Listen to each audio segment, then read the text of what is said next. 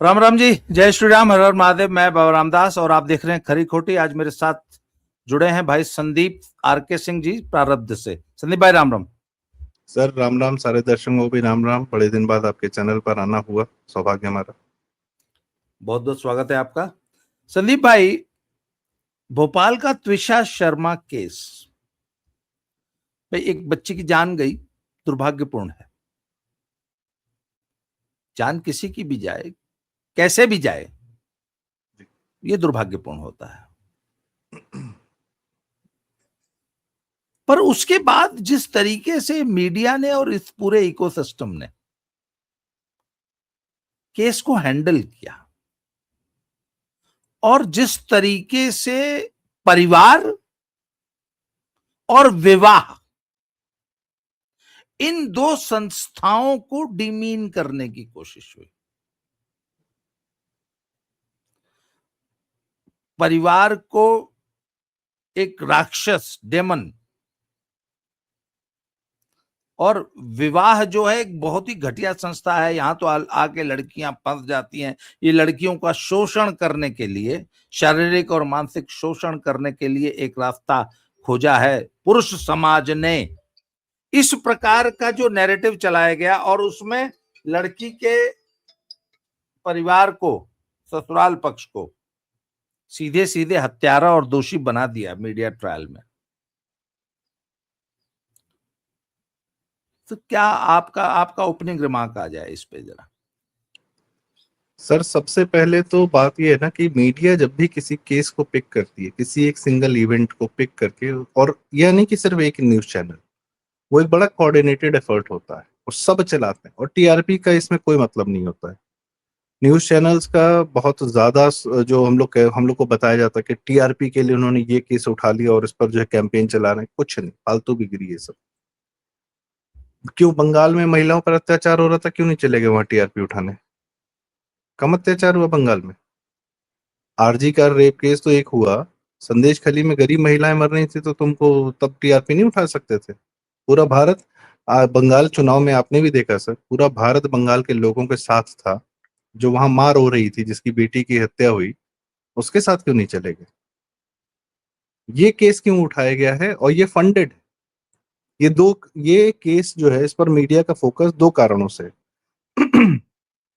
एक पहला कारण जो आपने बताया वही सत्य है कि परिवार नाम की संस्था को तोड़ने का सारा कार्यक्रम मीडिया के नैरेटिव के माध्यम से किया जाता है। एक समय में यह काम लव मैरिज और अरेंज्ड मैरिज और इत्यादि इत्यादि करके कि चलो फिर परिवारों ने एक्सेप्ट कर लिया कि ठीक है भैया, बच्चा बच्ची आपस में चाहते हैं, प्यार करते हैं, हम क्या करें, कोई बात नहीं। पहले गांव समाज में आदमी रहता था, फिर अब शहरों में आ गया, तो वैसा समाज नहीं था कि आदमी पता कर सके कि किसका शादी किससे कराया जा सकता है।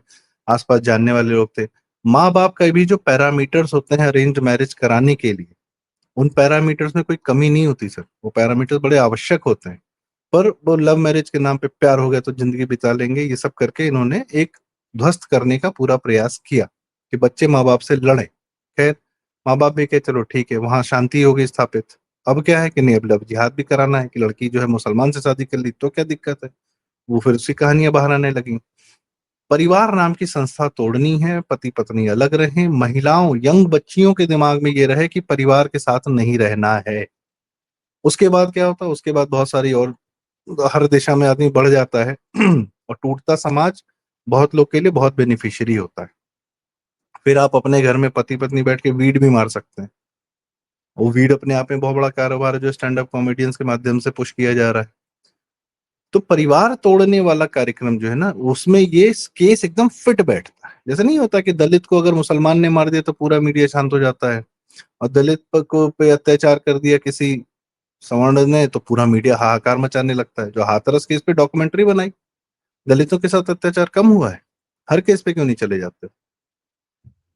कमिंग बैक टू दिस, की मीडिया उठाता है एक केस फॉर अ रीजन जो उसके सारे पैरामीटर्स चेक बॉक्स को फिट करता है। एक सास है, हिंदू समाज, एक बात बताइए सर, दहेज शब्द तो मुसलमानों का है, जहेज से बना है। मुसलमानों में जितना दहेज चलता, कोई उसकी और कितनी औरतों की हत्याएं होती हैं, इस्लामिक समाज में क्यों नहीं जाते वहां पे कहानियां कहने? वहां क्यों पड़ जाती? हिंदू हैं इसलिए हिंदू परिवार को ही टारगेट करना है, सवर्ण समाज है इसलिए टारगेट करना है, और क्या कहते हैं, मीडिया का ये पूरा एकदम, यह केस पूरी तरीके से मीडिया के सारे पैरामीटर्स को चेक करता है, इसलिए सारा मीडिया लगा हुआ है। दूसरा एक कारण सौरभ बताता हूँ, हाल फिलहाल में आप सबने आपके माध्यम से, और तमाम बहुत सारे लोग हैं, दीपिका जी हैं, बहुत सारे लोग कार्य कर रहे हैं, जिनके माध्यम से पता चला कि यहाँ तो आदमी भी प्रताड़ित है, और आदमियों का बहुत बड़ा वर्ग प्रताड़ित है, झूठे केसेस में, झूठे दहेज केसेस में, दहेज कानून 498A। और जो आपने भी कई बार उस पर लिखा है, बोला भी है कि लड़कियां कुछ भी कह दे रही हैं तो भैया इसने हमारा रेप किया, भले वो झूठ बोल रही हो, चाहे वो ब्रजभूषण सिंह जी का केस रहा हो, चाहे कुलदीप सेंगर का केस रहा हो, ये तो चर्चित केसेस हैं, कितने ही केसेस हैं, वो रोहतक की लड़कियां और पता नहीं कहाँ का, कि बस कोई कुछ कह दे, लड़की कह दे, आपने मान लिया अपने लड़के को, और ये पूरा गैंग बना हुआ, पूरा इससे आदमियों से वसूली हो रही है, डाइवोर्स केसेस में वसूली हो रही है। भाई सबसे प्रसिद्ध केस तो अभी पिछले साल का ये था, अतुल सुभाष जी का, उन्होंने भी तो मतलब 1.5 घंटे का वीडियो बना के आत्महत्या की, पत्नी का नाम लिखा कि ये मैं इसकी वजह से मरा हूं, रीता नहीं, कौशिक जज जज का अमन नाम शर्मा, लिखा। जज अमन शर्मा ने। कानपुर में एक आईपीएस अधिकारी था, उसने भी आत्महत्या हाँ, की। ठीक है, मैं वो कह रहा हूं कि वहां तो जज का भी नाम लिया, रीता कौशिक का। रीता कौशिक उस आदमी की आत्महत्या के 1 साल बाद प्रमोट हो गई, एक एफआईआर तक नहीं हुई, जुडिशरी ने बचाया। यहाँ तक कि आजकल जो हमारे बहुत जो है राइट विंग, मतलब जो आजकल जो हमारे सीजीआई साहब हैं, सूर्यकांत जी, बहुत शानदार काम कर रहे हैं, बहुत अच्छी फैसले दे रहे हैं। इनका भी कुछ दिन पहले एक वीडियो वायरल हुआ जहां पर इन्होंने कहा कि कोई आदमी आया था, प्रताड़ित था, उस मतलब ये अपने इकोसिस्टम को बचा रहे थे कि ये जो इन लोगों ने पूरी जुडिशरी ने, न्यायपालिका ने, पुलिस ने, पूरा नैरेटिव ने एक तंत्र बना लिया आदमियों को लूटने का। आप कोई, और इसमें सैकड़ों केसेस हैं, मीडिया कभी उसको नहीं उठाते। दीपिका नारायण भारद्वाज जी ने तो बाकायदा अर्णव गोस्वामी तक को बोल दिया था कि तुम जो कुलदीप सेंगर के मामले में कह रहे हो गलत कह रहे हो, ये लो 3 मिनट में, ये लो मेरे से फैक्ट लो, अभी लो, ये लड़की झूठ बोल रही है। और आपने भी ये मुद्दा कितनी बार उठाया, तब भी बेशर्मी कि नहीं फैक्ट नहीं मानेंगे। और अर्णव बहुत एक कमाल के पत्रकार हैं, मैं बाकी दिल्ली मीडिया की बात नहीं कर रहा, अर्णव बहुत शानदार काम करते हैं, लेकिन when it comes to this narrative, वो भी वही लाइन टो करते हैं। There is a reason, judiciary को यह मौका मिल गया है एक बार फिर ये बताने का, नहीं दहेज कानून का सदुपयोग हो रहा है, सॉरी दहेज कानून की आवश्यकता है, और लोग जो है दहेज ले रहे हैं और इसलिए लड़कियों को मार रहे हैं, और लड़कियों को मार रहे हैं इसलिए इस कानून को वापस से, जुडिशरी इस को कानून, और मीडिया को भी, मीडिया बिल्कुल को भी, बिल्कुल सर, क्यों नहीं, एनजीओज को, एनजीओज हंड्रेड को, परसेंट 100। अरे सर एनजीओ क्या है, कोई विदेश में मैं बैठे हुए बताऊं, मानवाधिकारवादियों को, डीप स्टेट को। 100% सर, डीप स्टेट का एजेंडा ये कि भारत के परिवार टूटे। अब लड़का परेशान है या लड़की परेशान है, हिंदू समाज का लड़का परेशान है या लड़की परेशान है, निशाने पर तो परिवार है, दोनों ही है। दिमाग में ये भरा हुआ है कि हम अगर किसी घर में गए सास ससुर के साथ रहने तो समस्या है। आपको क्या लगता है डाइवोर्स केसेस इतने क्यों बढ़ रहे हैं गुड़गांव में और हर जगह पे, केसेस बढ़ते हैं क्यों, क्योंकि माता पिता साथ में नहीं। और मैं इसका फर्क बहुत लोगों में अपने जीवन में, अभी मिडिल एज हो गया है, इतना थोड़ा बहुत अनुभव हो गया कि देख रहा हूं इसका फर्क, कि जो लोग अपने माता पिता के साथ रहते हैं और जो नहीं रहते हैं, दोनों के जीवन में कितना फ्रिक्शन है, कितनी चीजें हैं। माता पिता के साथ रहने में हो सकता है लगता है कि अरे बंधन है, ये है, वो है, वो सारी बातें हैं इतना, लेकिन वो कितनी चीजों से आपको प्रोटेक्ट करके रखता है पूरा परिवार समाज, वरना आपको खुद बिखरने में 2 मिनट नहीं लगेगा, इसको उधर जाने में और उसको उधर जाने में, और जाते हैं लोग। और माता पिता का बंधन इसी लेने चाहिए कि कहाँ कहाँ जा रहे हैं, कौन हमसे पूछे मत बस। और उस जब जब उम्र बीतती है ना, उसके बाद समझ में आता है कि परिवार होता है ना तो ठीक रहता है, जब खुद बुढ़ापा आने लगता है ना तो समझ में आता है। खैर वो एक अलग कहानी है। भारत में भी एक इन्वेस्टर बैठा हुआ था, उससे पूछा गया कि वो कौन सा सेक्टर आपको दिखता है जो सबसे ज्यादा, जिसमें भविष्य में सबसे ज्यादा पैसा आप कमा सकते हैं, इन्वेस्ट करेंगे तो बहुत ज्यादा वो राइज करने वाला है। क्या, ओल्ड एज केयर, वृद्धावस्था के केयर का जो सेक्टर है वो सबसे ज्यादा आपको रिटर्न देने वाला है, क्योंकि एक बहुत बड़ी संख्या है जिसको उसकी आवश्यकता पड़ेगी। जो माँ बाप बच्चे साथ में रहते थे, जो चीज कमर्शियल नहीं थी उसको भी कमर्शियल बनाने में किसका इंटरेस्ट है सर, और उसमें इन्वेस्टर कौन है? उस सेक्टर को कमर्शियल बनाने में, और उस सेक्टर को कमर्शियल बनाने के लिए पीछे से media narrative. 1 lakh crore Netflix और अमेजॉन पिछले 10 साल में पैसा खर्चा कर चुके हैं भारत में, 1 लाख करोड़ से ज्यादा, सिर्फ किस लिए? कंटेंट खरीदने और कंटेंट बनाने के लिए। क्यों कर रहे हैं इतना पैसा खर्चा? कौन सा एजेंडा परोस रहे? ये फरहान अख्तर जो रणवीर सिंह के खिलाफ आया है, फरहान अख्तर को फंड कौन करता है? इसकी एक्सेल एंटरटेनमेंट है मिर्जापुर, जिसमें ये दिखाया जाता है कि विकलांग ससुर है, वो अपनी बहू बुला रहा है और ये वो, और कि बहू है तुम ठंडा करके छोड़ देते, ये वो, ये किसने परोसा है? एक्सेल एंटरटेनमेंट ने परोसा है। कौन पैसा दे रहा है? अमेजॉन प्राइम दे रहा है। कितनी सीरीजेस बनवा रही है, इनकी फिल्में हिट हो फ्लॉप हो सके फर्क ही नहीं पड़ता, ये लोग तो गोदी में बैठ चुके हैं अमेजॉन और नेटफ्लिक्स के। TV media sir, TV media क्यों अपना रियल एस्टेट बेचेगा? उसके लिए उसका एक एक सेकंड कीमती है। क्यों बेचेगा वो? और वो सिर्फ क्या आपको लगता है एड ही बेचता है, खबर नहीं बेचता? खबर को परोस के नहीं उसमें इससे क्या मजा है? ऑल पेड न्यूज है सर, ये विशुद्ध पेड न्यूज है। कौन दे रहा है? कारण ये है कि असल केसेस बाहर आने शुरू हुए, यह दहेज कानून को डाइल्यूट कीजिए, आदमी प्रताड़ित हो रहा है, और जैसे ही मांग उठी उसमें ये केस मिल गया। अब इस केस को लेकर ये जो आदमियों पे प्रताड़ना हो रही है सैकड़ों केसेस की, उसको डाइल्यूट कर देंगे, कहेंगे नहीं नहीं ये देखिए ये वाला केस भी तो है, त्रिशा वाला भी तो है। ये मैटर है सर।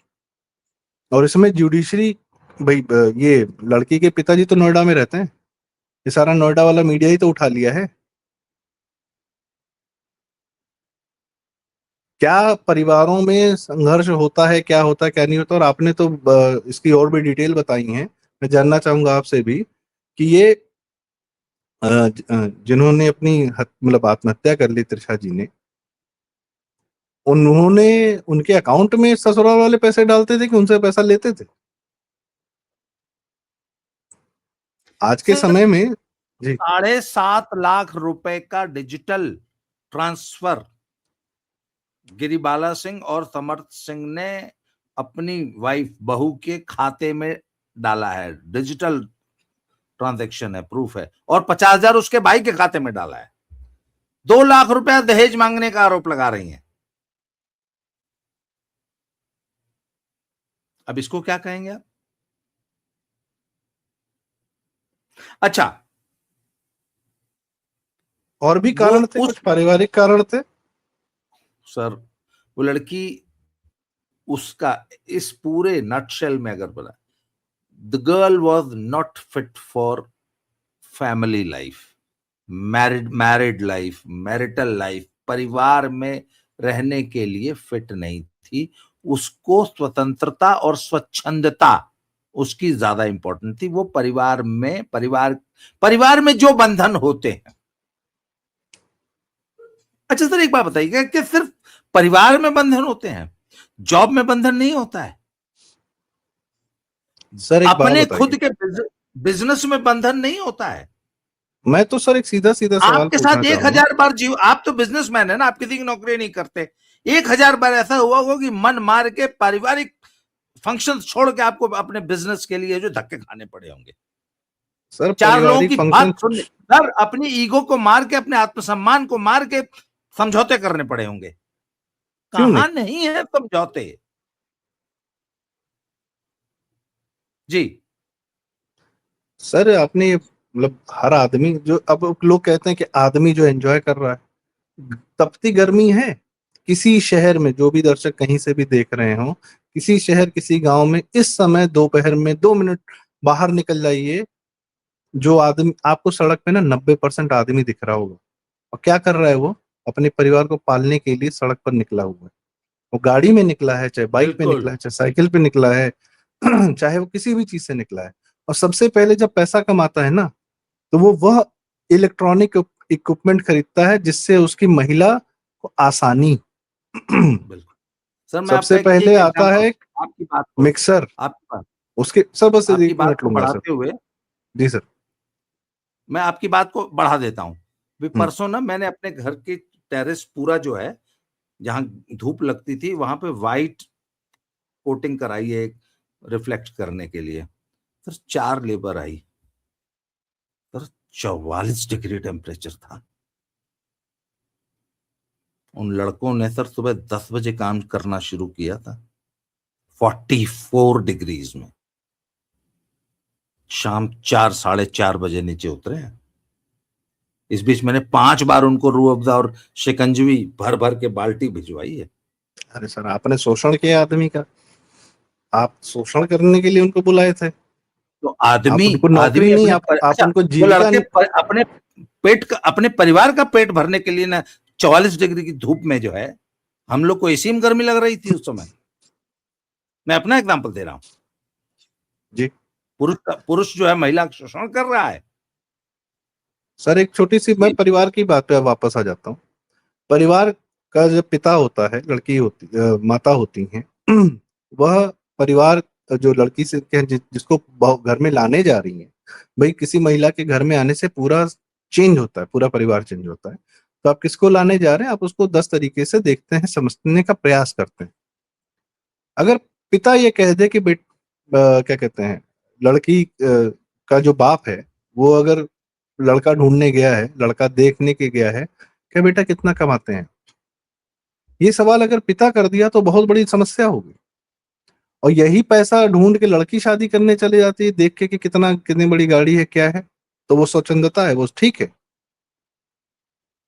आदमी और क्या क्या पैरामीटर देखता है, मैं बता रहा हूँ सर, क्या अब लड़की का बाप क्या क्या पैरामीटर देखता है। जो अरेंज मैरिज और लव मैरिज की नौटंकी चल रही है ना, बाप ये देखता है कि मेरी बेटी के जीवन में परिवर्तन आने जा रहा है, उसकी लोकेशन चेंज होगी, उसका खान पान चेंज होगा, उसका जो है, उसके जो जीवन में कल्चर आएगा वो एक चेंज होगा। तो एक इंसान को शौक लगता है, किसी का कुछ भी जीवन में कहीं भी आदमी शिफ्ट होता है ना, शौक लगता है। और हर इंसान को लगता है, आदमी बच्चे जो हमारे 12th से निकलते हैं, कॉलेज चले जाते हैं, हॉस्टल में शौक लगता है।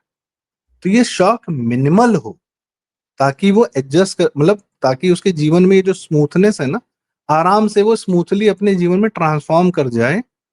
इसलिए वो अपनी जात बिरादरी, अपने फाइनेंशियल स्टेटस या अपनी लोकेशन के आसपास ढूंढता है। जो कास्ट में भी ढूंढता है ना, कास्ट में इसलिए ढूंढता है क्योंकि कल्चर जो है ना, बहुत फर्क नहीं होता, बहुत बहुत डायरेक्ट, मतलब बहुत ज्यादा बड़ा चेंज नहीं होता है, खान पान करीब करीब सेम रहता है। इसलिए ढूंढता है ताकि मेरी बेटी को मिनिमल शौक लगे, लाइफ उसकी थोड़ी सी जो भी ट्रांजिशन है वो थोड़ा स्मूथ ट्रांजिशन हो जाए, झटका ना लगे किसी भी शरीर को, किसी भी बुद्धि को, किसी भी मन को। बाकी आपने वही कहा कि ये वाला जो है समझ में नहीं आता है। अचानक से शहर के शहर शिफ्ट हो जाते हैं, पूरा कल्चर शिफ्ट हो जाता है, इस्लाम में चले जाओ तो पता नहीं क्या क्या ही शिफ्ट हो जाता है, पूरा सभ्यता शिफ्ट हो जाती है, वो समझ में आ जाता है। और ये जो शत्रुघ्न सिन्हा की बेटी और ये सब लोग जो चले जाते हैं ना, इनकी जिंदगी बहुत शानदार है। ये कोई आपको पता है, इस्लामिक मैरिज नहीं करते, ये सब सब स्पेशल मैरिज एक्ट के अंतर्गत आदमी से शादी कराते हैं और कन्वर्ट नहीं होती। ये सब बहुत होशियार है और इनको भी पैसा मिलता है ये सब करने का, इनको पैसा मिलता है ये सब करने का। तो किरण राव और आमिर खान अच्छा, के एक चीज डिवोर्स और में बताइए। दोनों को पैसा मिला। कि ये बताइए समाज को कि आप डाइवोर्स के बाद भी मित्र हैं, तो साले डाइवोर्स क्यों लिया तुमने। उसकी फिल्में प्रोड्यूस कर रहा है समाज को ये बताने के लिए कि divorce is a normal thing, it's a okay thing, it's a fine thing, not a problem. यही सब तो आ रहा है हमारे समाज में। नहीं, उतना ही नहीं सर, वो एक बात कमिंग बताइए ना। जो जो मीडिया या जो इकोसिस्टम नीना गुप्ता को एक रोल मॉडल वुमेन के रूप में प्रेजेंट करता है, वो कौन सी है, वो जिसने खुद 45 साल की है, 25 साल के लड़के से शादी किया है, वो जो फिल्म एक्ट्रेस है, कौन, चोपड़ा। प्रियंका चोपड़ा अरे जिसने, हाँ, प्रियंका चोपड़ा ने अपने से कम उम्र के उसको आदमी से नॉर्मलाइज शादी की करने ना की मेरे। कोशिश कर रहे हैं। सर एक बार वो भी चलता है, पर मैं कह रहा हूं कि नीना गुप्ता जी स्वयं अपने मुंह से कह चुकी हैं कि मैं पूरा जीवन जीने के बाद मैं समझ पाई कि मैंने गलती कर दी थी। किसी फेमिनिस्ट को जिसको ये रोल मॉडल बनाते हैं उसका पूरा जीवन नहीं बताते हैं, उसके जीवन का एक हिस्सा बताते हैं। हर हम्म। औरत, हर महिला, हर स्त्री अपने जीवन के उत्तरार्ध में, ये सब सारा ना, जब तक आदमी की ऊर्जा हाँ, रहती है, जब तक यूथ रहता जवानी है, है तब तब तक, तक। हाँ, मैं वो नहीं कहना चाहता, मैं कहता हूँ 40-45 के बाद ना सबको लगने लगता है कि परिवार होता, बच्चा होता, कोई देखने वाला होता, और उस उम्र में कोई मिलता नहीं है। और फिर ये यंग यंग मिलते हैं और फिर कभी दो चार मुसलमान आ जाते हैं। आपने एक बात बताई थी, एक महिला थी मुंबई में शायद कोई, बहुत रईस थी और फिर छोड़ के किसी मुसलमान के पास चली गई थी, फिर उसके बाद तो अंत बहुत ही भयानक हुआ, दर्दनाक हुआ। तो ये परिवार ही है सर निशाने पर, और इससे जुडिशरी को कोई फर्क नहीं पड़ता। जुडिशरी देखिए क्या है सर, सरकार के बहुत सारे विभाग हैं, जैसे मान लीजिए डेवलपमेंट अथॉरिटीज हो गई, नगर निगम हो गए, या ब्रिज बनाने वाले हो गए, रेलवे हो गया। तो यह लोग अपने लिए पैसा पैदा करने के लिए, भ्रष्टाचार करने के लिए अपने प्रोजेक्ट्स खुद बना सकते हैं, बनाते हैं, अपने हाथ में अधिकार होता है। जुडिशरी तो उसी से पैसा बनाएगी ना जो उसके पास आ रहा है। कोई केस लेकर आएगा तभी तो जुडिशरी पैसा बनाएगी उससे। वो भ्रष्टाचार तो सबको करना है, क्योंकि इंसेंटिव है नहीं, सिर्फ सैलरी पे थोड़ी कोई जिंदा रहना चाहता है। जैसा आप लोग को भी सपने हैं, उनके बच्चों के भी सपने हैं भाई। तो ये अपने लिए एक पैरेलल व्यवस्था बनाई गई है कि समाज में सर गैंग्स बने हुए हैं महिलाओं के, कि हॉस्टल में लड़कियां हैं, उनको खर्चा करना है तो वो कहती हैं कि सर पे पूरा ये बांधो, किसी पे भी आरोप लगा दो। कई केसेस तो बाहर नहीं आते, दो चार लड़के पकड़ लिए गए, उनको रख लिया गया, लाओ 50,000 लाओ, तब छोड़ेंगे तुमको। क्यों? क्योंकि लड़की ने बोला तुमने छेड़ा था। ये आउट ऑफ द कोर्ट ये चल रहा है। दो केस तो मैं अपनी आंख से देख चुका हूं। और ये गैंग बने हुए जो एनजीओ की बात कर रहे हैं, उसमें उन बच्चियों को बहलाने वाली एनजीओ की मालिकाना है, करती हैं ये सब। वो खुद अधेड़ हो गई हैं, उनका परिवार वो ऐसे चला रही हैं कि परिवार है कि नहीं भगवान मालिक है। वो भी स्वच्छंद थी। तो ये पूरा एक सिस्टम है जहां मेरा पर। एक सवाल है जी सर। संदीप सर भाई, आप मुझसे 10-15 साल छोटे हैं इसलिए मैं आपसे ये पूछ रहा हूँ। जी आपका कनेक्ट जो आपसे 15 साल छोटी जनरेशन है, क्या लड़कियां ऐसे केसेस सुन के वो खुद नहीं चाहेंगी, या उनके दिमाग में ये बात नहीं आती होगी कि यार ठीक है मैरिज के बवाल से दूर रहो, अकेले रहो, एंजॉय करो, क्यों मैरिज के झंझट में खिटपिट में एक सास एक पति को ढोना। इससे उनका आपको नहीं लगता कि पारिवारिक जीवन, समाज और इन सब के महत्वपूर्ण परिवार नाम की संस्था से वो कट रही होंगी धीरे धीरे, या यूथ जो है शादी से डरने लगेगा कुछ दिनों बाद? कर रहा है सर, 100% कर रहा है। लड़का भी डर रहा है, लड़की भी डर रही, दोनों डर रहे हैं। और तो आप देखिए आज शादी की जो उम्र है वो अब 25 साल नहीं रही, वो अब 30-32 तक। मेरे पास सर, मैं क्या बताऊं आपको, मेरे 35 पास है सर? ना ना संदीप भाई, 35, सर, मेरे सीधे एक बड़े 35। अच्छे जानने वाले हैं, एक हमारे अच्छे परिचित हैं, वो मतलब बड़े सम्मानित आईएएस अधिकारी हैं। उन्होंने मुझसे कहा कि संदीप, क्या आपकी जानकारी में कोई ऐसा लड़का है 40-45 साल का जिससे हमारी जानने वाले की बेटियां 38 साल की हैं, उनको विवाह करना है? और ऐसा कुछ नहीं है कि वो लड़की जो है पढ़ी लिखी नहीं है, अच्छी नहीं है, ये वो नहीं, क्या जीवन में पता नहीं क्या हुआ, बस किसी तरीके से देरी होती चली गई, देरी हो गई। अब आज ढूंढ रहे हैं आदमी, तो ढूंढे नहीं मिल रहा है कोई। और बात वही है सर की बात। अब आप, एक अभी कुछ दिन पहले ऐप बंद हुआ है ना, या ऐप का पता चला है, जिसमें एक्स्ट्रा मैरिटल अफेयर करने के लिए आप उस ऐप पे जा सकते हैं, और सबसे ज्यादा उसमें जो है दिल्ली मुंबई में यहाँ पर लोग पाए जा रहे हैं, महिलाएं पाई जा रही हैं, आदमी पाए जा रहे हैं उन ऐप पर। जीवन का ध्येय का ये जो भी है पता नहीं है क्यों, क्योंकि परिवार नहीं, समाज नहीं, बंधन नहीं। आपको भी यही नहीं पता कि आपका पैसा आ जाएगा तो आप करेंगे क्या? बच्चे को पढ़ाएंगे, पढ़ाइए। स्कूल्स भी क्या वाहियात हैं, क्या टीचर हैं, क्या हो रहा है। बड़े बड़े शहरों में आदमी रह रहा है, 3-3 घंटे जाम में फंसा हुआ है। क्यों फंसे हुए जाम में?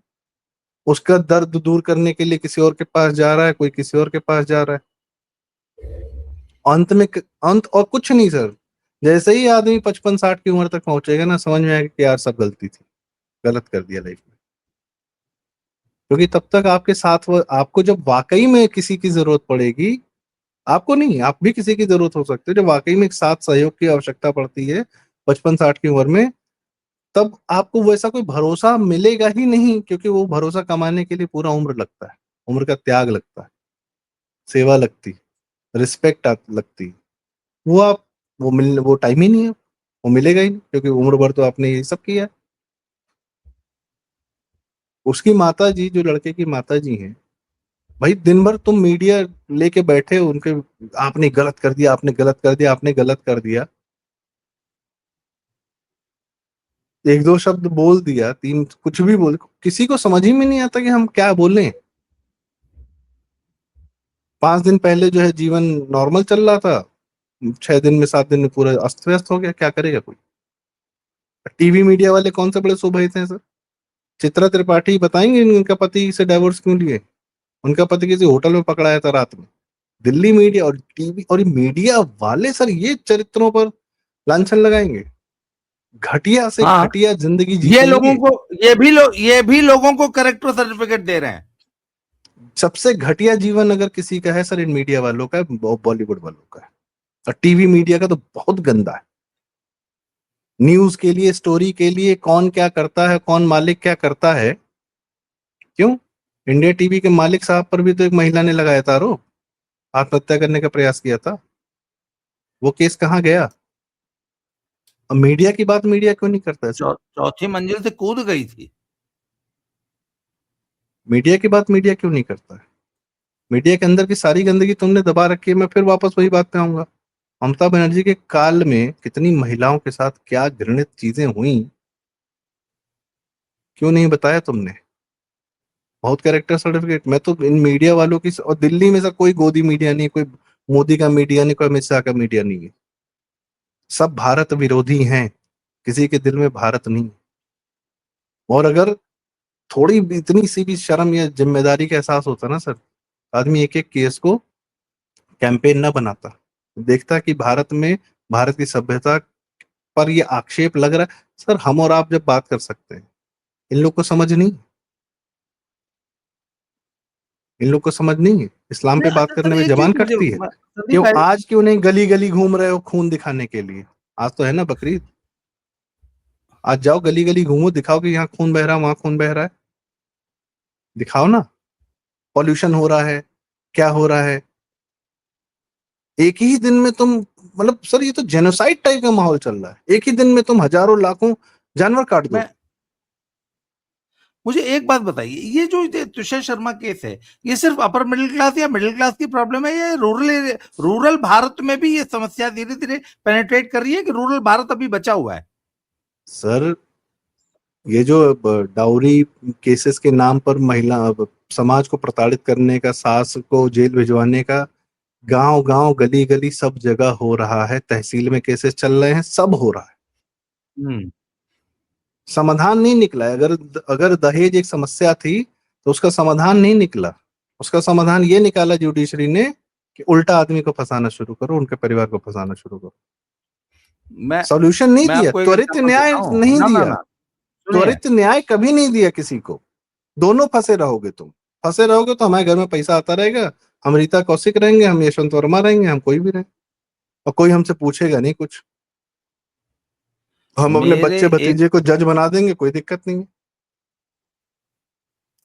त्विषा शर्मा के केस में मैंने वीडियो बनाई, तो मेरे एक मित्र ने उस पर कमेंट किया है और मुझे फोन करके बताया कि थाने में प्रेरित किया जाता है कि ज्यादा से ज्यादा लोगों का नाम एफआईआर में लिखा दो। यस। ननद का भी, अच्छा, उसके बाद प्रति व्यक्ति नाम एफआईआर से और गिरफ्तारी से बचाने के लिए प्रति व्यक्ति रेट 10 लाख रुपया है पुलिस का। तो थाना ये चाहता है कि 5-6 लोगों का नाम एक्स्ट्रा लिखाओ और उनका फिर नाम निकालने के 50-60 लाख रुपया थाना थाना बनाता है। ये है रैकेट। और ये बात सर बहुत सारी महिलाओं को पता है। अब वो धमकी पता भी है। देती हैं अपने घरों में, ये कर दूंगी ये। और ये सिर्फ एक तरफा नहीं है सर। मैं फिर कह रहा हूँ, लोग कहेंगे कि अरे आप लोग दहेज, ब्राह्मण के यहाँ दहेज हो गया, हत्या हो गई, आप लोग जो है उस पर बात ही नहीं कर रहे हैं। मैं कह रहा हूँ किसी को त्वरित न्याय ज्यूडिशरी नहीं दे रही है, दोनों का शोषण कर रही है, परिवारों का शोषण कर रही है। उसके निशाने पर परिवार है। और जुडिशरी तो सदैव से डीप स्टेट फंडेड रही है सर। जुडिशियल तंत्र जो है दुनिया में, सरकारें पलटवाने में सबसे अग्रणी रहता है ये जुडिशियल तंत्र।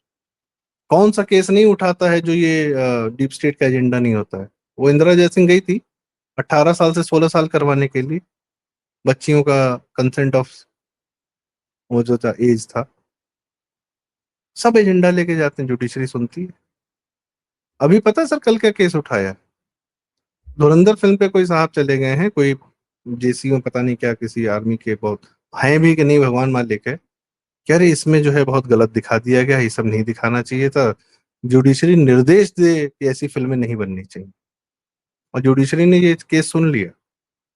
कपिल सिब्बल और जो ये मनु सिंघवी दोनों एक साथ पहुंचे दिल्ली हाईकोर्ट, कह रहे जिम खाना क्लब खाली क्यों करा रहे हो? तत्काल प्रभाव से सुना जुडिशरी ने, सही कह रहे हैं, हम सरकार को निर्देश देते हैं कि तत्काल खाली मत कराइए। क्या पागलपन चल रहा है?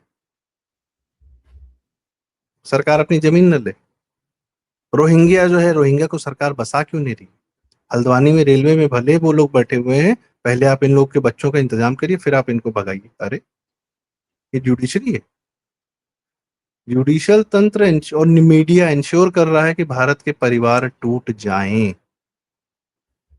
क्योंकि भारत जो बचा हुआ है अपने परिवार सभ्यता के कारण ही बचा हुआ है। और सर एक आखिरी बात कहूंगा,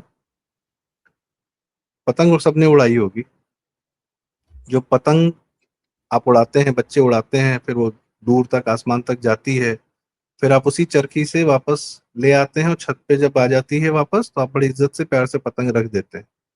पर जो पतंगे डोर से कट जाती हैं, टूट जाती हैं, वो तो फिर गली और सड़क में ही पाई जाती हैं, फिर या तो उन्हें लूटा जाता है या लूट ली पड़ा जाती जाता है। है, वो कितनी बेरहमी से लूटी जाती हैं। तो ये जो परिवार वो डोर है जो आपको बांध के रखती है और ऊंचा उड़ाती है।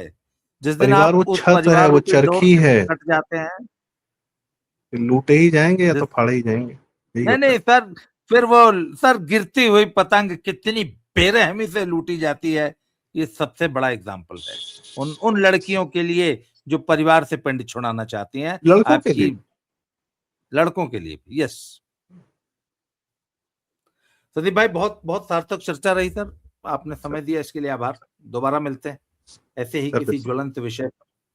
जय जी श्री सर, राम, हर हर महादेव। जय श्री राम, हर हर